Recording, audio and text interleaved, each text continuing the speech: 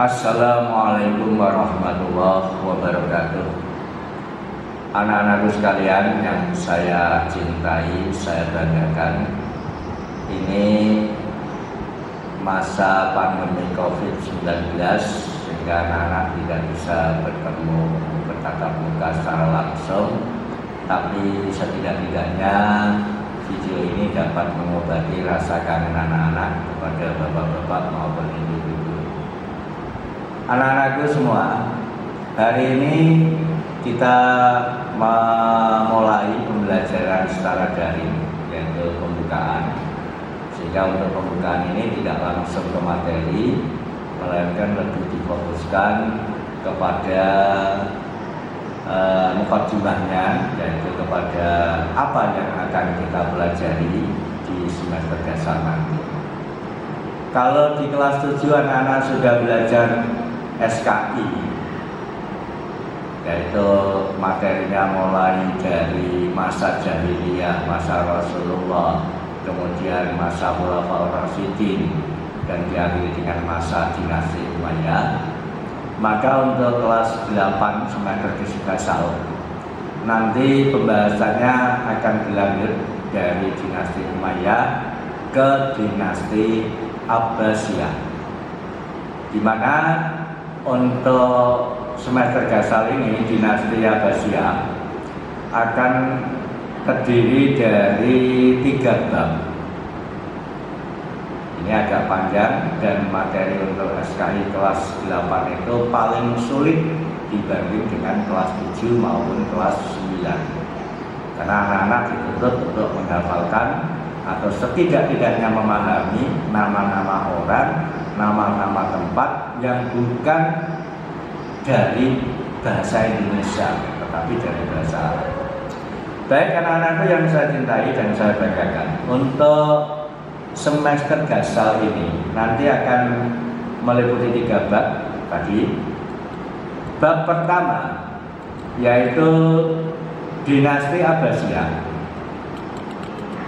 yang subbabnya terdiri dari 2 subbab. A. Keruntuhan dinasti Umayyah. Berarti sebelum kita bahas mengenai sejarah berdirinya dinasti Abbasiyah, kita flashback kembali ke berakhirnya dinasti Umayyah. Kemudian dilanjutkan subbab yang kedua yaitu B, mengenai sejarah berdirinya dinasti Abbasiyah. Ini nanti mulai dimunculkan nama-nama tokohnya yang memprakarsai lahirnya dinasti Abbasiyah, sampai dengan dinasti Abbasiyah ini memproklamirkan diri sebagai sebuah kerajaan besar yang menggantikan dinasti Umayyah. Kemudian C, yaitu perkembangan Islam pada masa dinasti Abbasiyah. Seperti apa Islam di masa dinasti Abbasiyah? Apakah sama seperti di masa Rasulullah, di masa Khulafaur Rasyidin, atau di masa dinasti Umayyah? Selanjutnya, bab yang kedua yaitu kebudayaan pada masa dinasti Abbasiyah. Bicara mengenai kebudayaan, maka yang pertama nanti akan kita bahas yaitu subbabnya A. Kondisi sosial, yaitu kondisi masyarakatnya pada masa dinasti Abbasiyah. Yang kedua atau B. Kemajuan kebudayaan. Kemajuan kebudayaannya seperti apa? Karena kita tahu bahwa pada masa dinasti Abbasiyah ini kemajuan ilmu pengetahuan itu termasuk salah satu dari kemajuan kebudayaan. Kemudian yang C yaitu kemajuan di bidang politik dan militer pada masa dinasti Abbasiyah. Ini nanti seperti apa? Juga nanti akan kita bahas mengenai perbandingannya antara dinasti Umayyah dengan dinasti Abbasiyah di bidang politik dan militer.